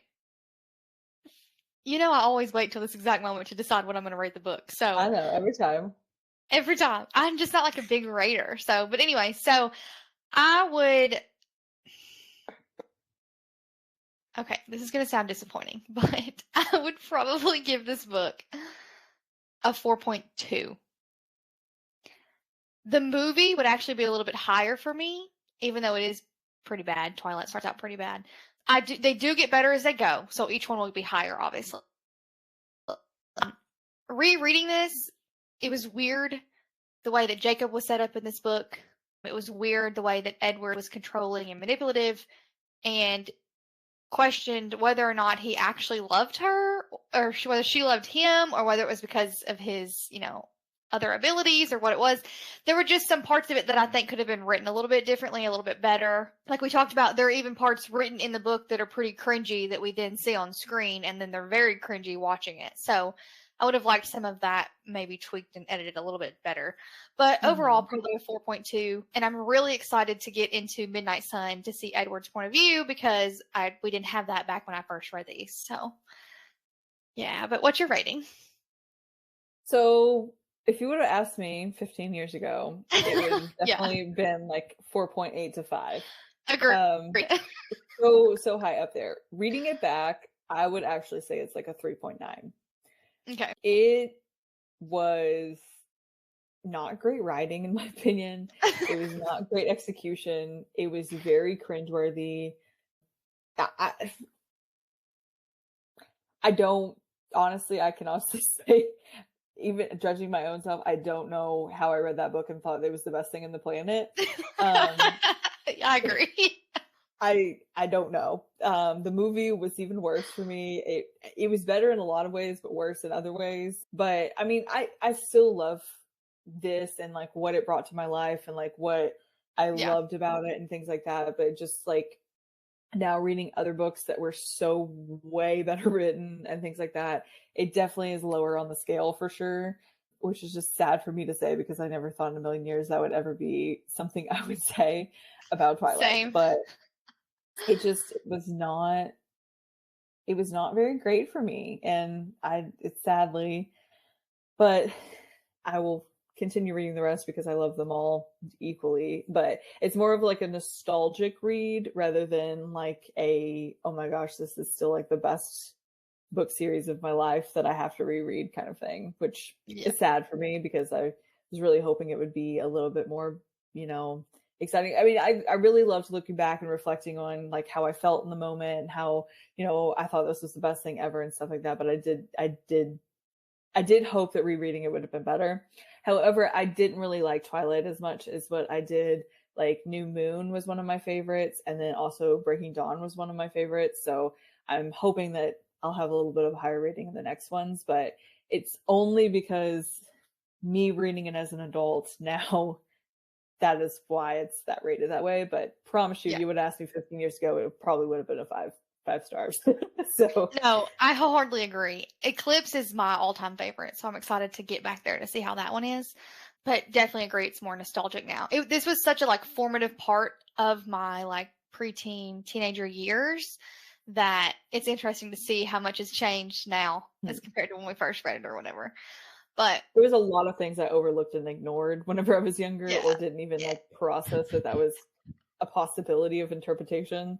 So yeah, for sure. I think now being an adult and understanding some of those things a little bit better, I think has changed a lot of the perspective. Yeah, no, I totally agree. So as always, if you liked this episode or any other episode, please subscribe to get access to bloopers, extra content, and more on Apple Podcasts, Spotify, Patreon, YouTube, and just about every other platform that you can listen to podcasts on. You can also send us book suggestions, comments, or general inquiries to our email at likewereadthem@karlempodcast.com. Karl is with a K. You can also check us out on Facebook, Instagram, and TikTok. We can't wait to hear your guys' thoughts about this episode. And I'm really hoping that other people read this and found their little nostalgic excitement as much as we did in rereading the books or even listening to our podcast. Yes. We appreciate you tuning into this episode. Next week, we'll be discussing Midnight Sun, obviously, by Stephanie Meyer. And I'm just going to read the short little blurb. I can't sleep, I murmured, answering her question more fully. She was silent for a moment. At all, she asked. Never, I breathed. As I met her penetrating gaze, read the surprise and the sympathy there, I abruptly yearned for sleep. Not for oblivion as I had before, not to escape boredom, but because I wanted to dream. Maybe if I could be unconscious, if I could dream, I could live for a few hours in a world where she and I could be together. She dreamed of me, I wanted to dream of her. She stared back at me, her expression full of wonder, and I had to look away. I could not dream of her. She should not dream of me. I did read like the little like releases that she did, but it definitely was not read as back 15 years ago. So I hope it's a more mature perspective that it makes it a little bit better. Yes, I totally agree. I have not read this before, so this will be the first one of the series. It's new for me as well. Mm-hmm. But as always, we promise to Karl and like we read them.